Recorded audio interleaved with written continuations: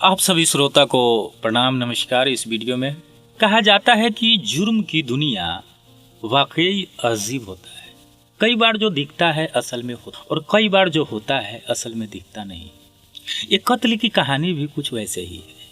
जिस शख्स की मौत होती है मौके से उसकी लाश भी मिलती है और सुसाइड नोट भी मिलती है। वहां से मौत के सबूत भी मिलते हैं और मौत की वजह भी। इन सभी को देखकर पुलिस भी मान लेती है कि ये आत्महत्या का ही केस है। लेकिन जब पोस्टमार्टम रिपोर्ट पुलिस के हाथ आती है तो पूरी घटना ही बदल जाती है।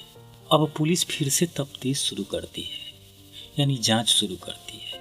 फिर जो कहानी सामने आती है तो उसे जानकर पुलिस भी दंग हो जाते हैं। आज मैं मध्य प्रदेश के एक बेहद ही सस्पेंस थ्रिलर मर्डर मिस्ट्री की सच्ची कहानी सुनाऊंगा आपको। दोस्तों, वीडियो में आगे बढ़ने से पहले हमारे चैनल को अगर सब्सक्राइब नहीं किए हैं तो आप लोग सब्सक्राइब कर लीजिए, कारण ऐसे ही मर्डर मिस्ट्री आप लोगों के सामने और मोटिवेशनल वीडियो भी लाता रहूँ। चलिए कहानी पर आते हैं।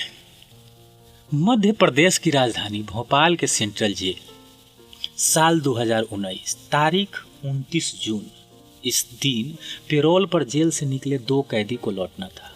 14 दिन की पेरोल पर जाने के बाद जेल प्रशासन को भी उसके लौटने का इंतजार था। तभी जेल प्रशासन को लोकल पुलिस से एक सूचना मिलती है। सूचना थी कि इस कैदी की मौत हो गई है। हत्या के केस में उम्र कैद की सजा मिलने और जेल के जिंदगी से परेशान होकर उसने घर में ही आत्मदाह कर लिया है।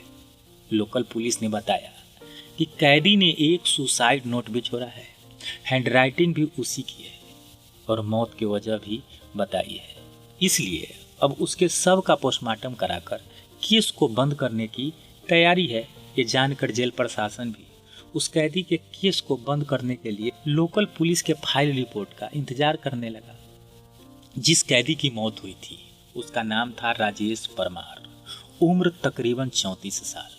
वह मध्य प्रदेश के भोपाल के नीलबड़ एरिया के हरिनगर में रहता था। इस पर साल 2014 में एक हत्या का आरोप था।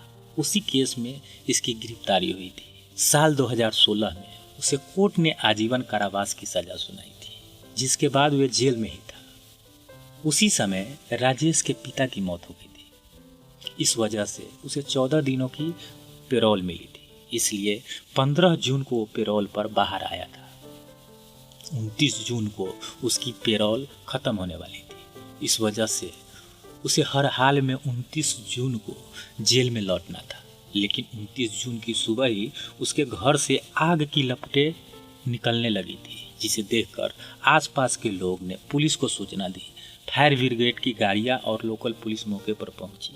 आग बुझाने पर देखा गया तो एक युवक बुरी तरह से जल चुका था। चेहरा और शरीर भी पूरी तरह से जला हुआ था। देखकर ही वह मरा हुआ लग रहा था। फिर भी पुलिस ने आखिरी उम्मीद में उसे तुरंत अस्पताल में भर्ती कराया, जहां डॉक्टरों ने मृत घोषित कर दिया।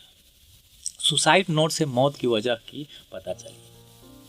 अब पुलिस ने घर की तलाशी ली तो एक सुसाइड नोट भी मिला, जिसमें लिखा था कि पिता की मौत होने से वो दुखी था। अब परिवार में कोई उसे पेरोल भी नहीं दिलाएगा।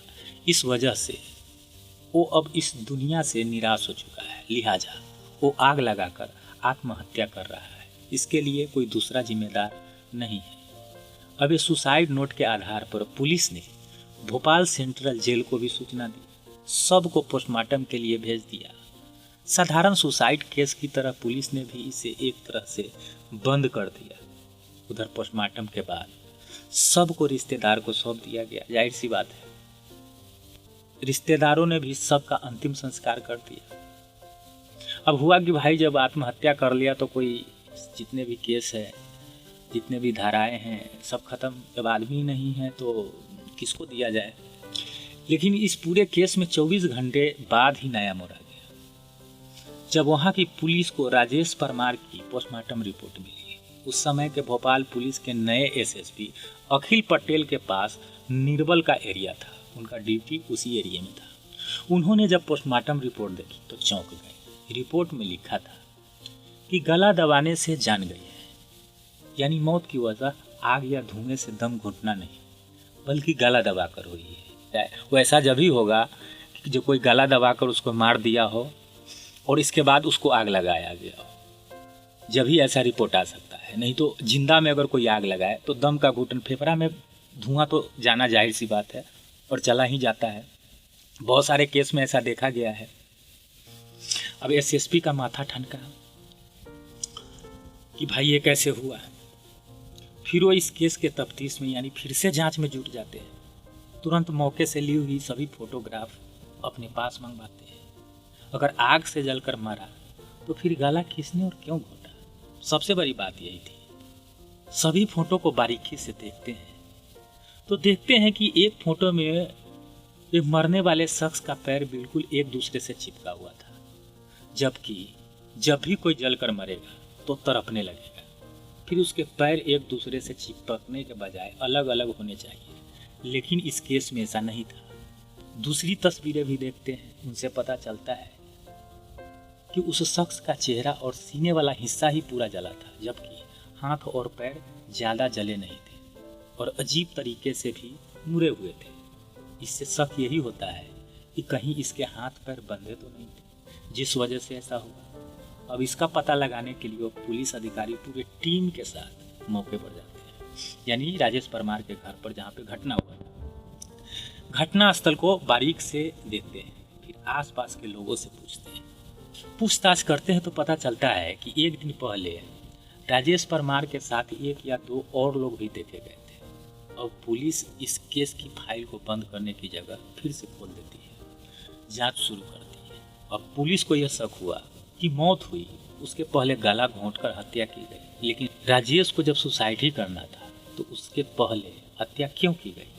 अगर किसी ने गला दबाया तो कौन था? अब पुलिस के सामने ये भी सवाल था कि कहीं ऐसा तो नहीं कि मरने वाला राजेश न? अगर ये राजेश नहीं है तो फिर कौन था? इन सब सवालों का पता लगाने के लिए पुलिस ने उसके मोबाइल नंबर का पता लगाया। फिर रिश्तेदारों के जरिए उसका एक नंबर मिला जो जेल से आने के बाद एक्टिव था, लेकिन अब बंद था। उसकी आखिरी लोकेशन भी भोपाल की ही थी। पुलिस ने जब उस फ़ोन की कॉल डिटेल चेक की तो एक नंबर पर कई बार बात होने की जानकारी हुई, लेकिन जब उस नंबर पर संपर्क किया गया तो वो भी बंद था। वो नंबर था निहाल नामक एक युवक का। अब पुलिस के सामने निहाल को खोजने की चुनौती थी और मन में सवाल ये भी आ रहा था कि कहीं निहाल ही तो नहीं मारा गया। इसके अलावा और कई भी सवाल उठे।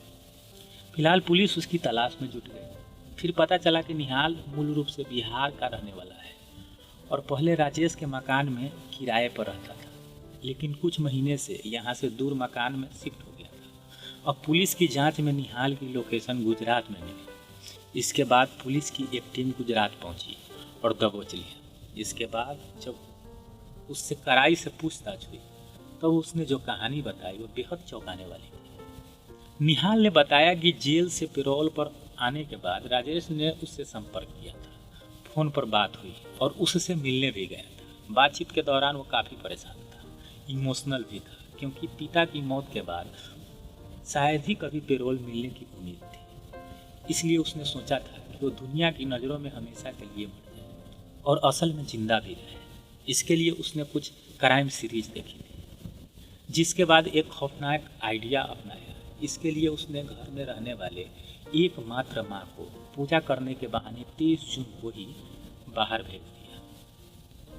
पैरोल खत्म होने के बाद भी उसे जेल नहीं जाना पड़े, इसलिए 28 जून को ही किसी दूसरे शख्स को अपनी जगह मारकर दूर कहीं चले जाने की तैयारी में जुट गया। इस काम में मदद के लिए उसने मुझे बुलाया, लेकिन मैंने साफ मना कर दिया। इसके बाद उसने 1 लाख रुपये का लालच दिया, इसलिए उसके झांसे में आ गया।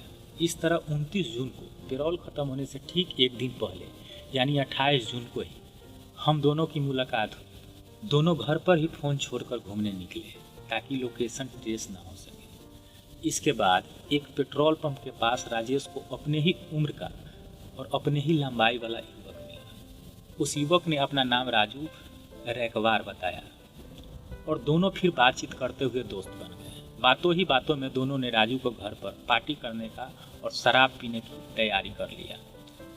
राज मजदूरी करता था, इसलिए खाने और शराब के लालच में तुरंत तैयार हो गया। राजू भी दोनों के साथ राजेश के घर पर आ गया।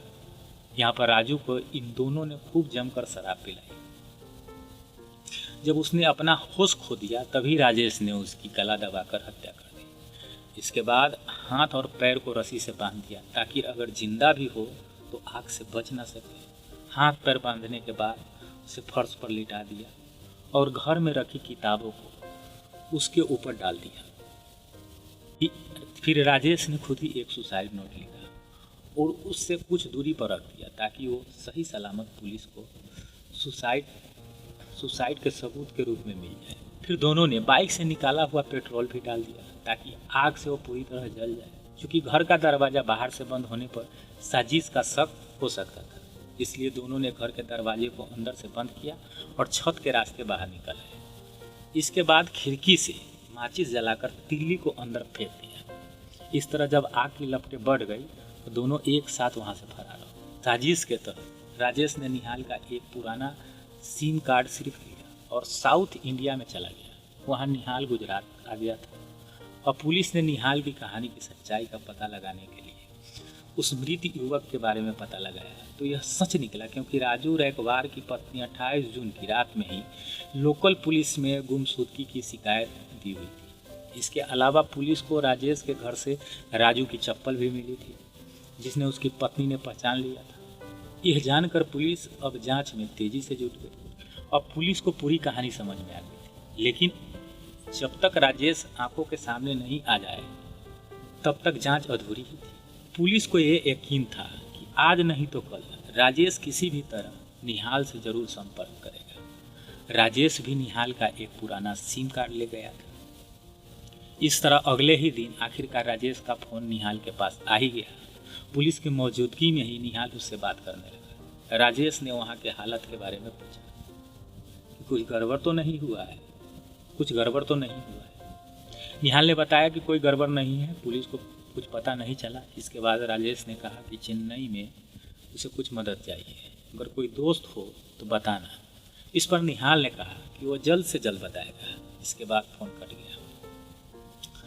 अब पुलिस ने भी राजेश को पकड़ने के लिए पूरी फिल्मी कहानी रची।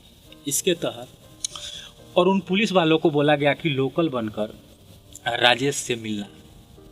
इस तरह से निहाल राजेश को चेन्नई में रहने वाले अपने एक दोस्त के जिक्र करते हुए उसका फ़ोन नंबर शेयर किया, जिसके बाद राजेश पुलिस वाले को ही निहाल का दोस्त समझकर उससे बात की और मिलने गया। जैसे ही राजेश ने लुंगी और माथे पर तिलक लगाए तो युवक को निहाल का दोस्त समझकर मदद मांगने पहुंचा, तभी उसे पकड़ लिया गया।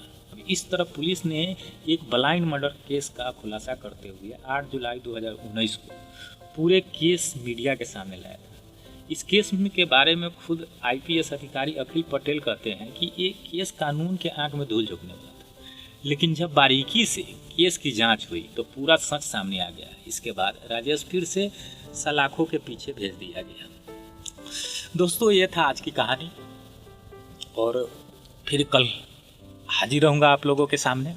तो हमारे चैनल को सब्सक्राइब कर लीजिए और कमेंट ज़रूर कीजिएगा कि आप लोग कहाँ से देख रहे हैं।